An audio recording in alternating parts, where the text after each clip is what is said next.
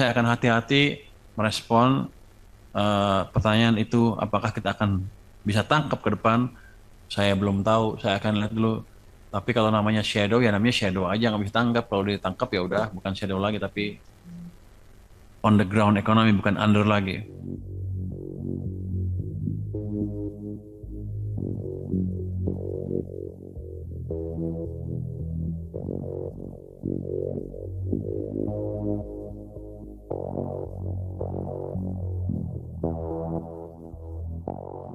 Eh, Terima kasih Pak atas kesempatannya. Saya Wildan dari DDTC News, Pak. Mungkin ada pertanyaan sedikit Pak terkait penerimaan pajak ke depan. Kan salah satu potensi pajak yang selama ini sering digaung-gaungkan oleh Kemenkyu adalah terkait pemajakan atas shadow ekonomi gitu Pak. Nah ini kalau strategi dari Bapak seperti apa Pak? Kan pseudo ekonomi ya, underground ekonomi ya. Wah, Anda hebat juga istilahnya pseudo ekonomi. Shadow ya. Shadow atau underground ekonomi ya. Ya namanya underground, kalau kita bisa lacak bukan underground lagi. Bisa pada dasarnya gini, kita akan coba bawa itu ke ekonomi yang nggak underground lagi dengan berbagai langkah nanti.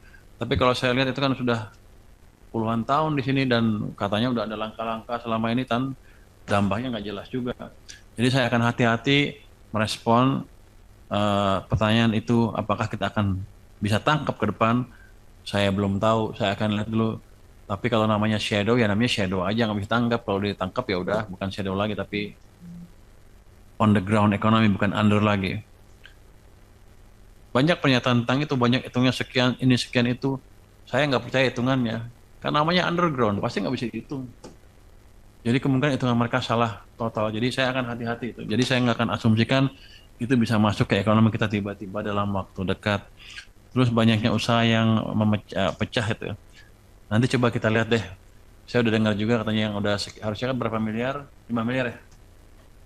4,8. Habis itu kalau udah sampai situ dia pecah jadi dua UMKM segala macam. Harusnya kita punya database untuk melacak itu loh. Nanti coba kita lihat dengan pajak. Nggak bisa. Bukti sekarang nggak bisa. Kata dia Cortex bisa, tapi saya sekarang sampai nggak bisa. Tapi coba kita dalamin lagi.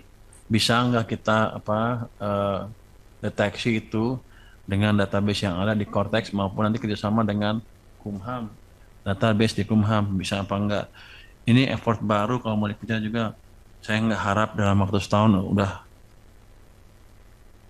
menghasilkan jumlah yang signifikan dalam hal peningkatan pajak atau penjaringan orang-orang yang melakukan hal tersebut. Tapi kita akan monitor terus.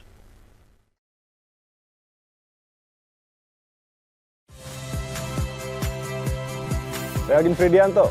Saksikan terus program-program Kompas TV melalui siaran digital, pay TV, dan media streaming lainnya.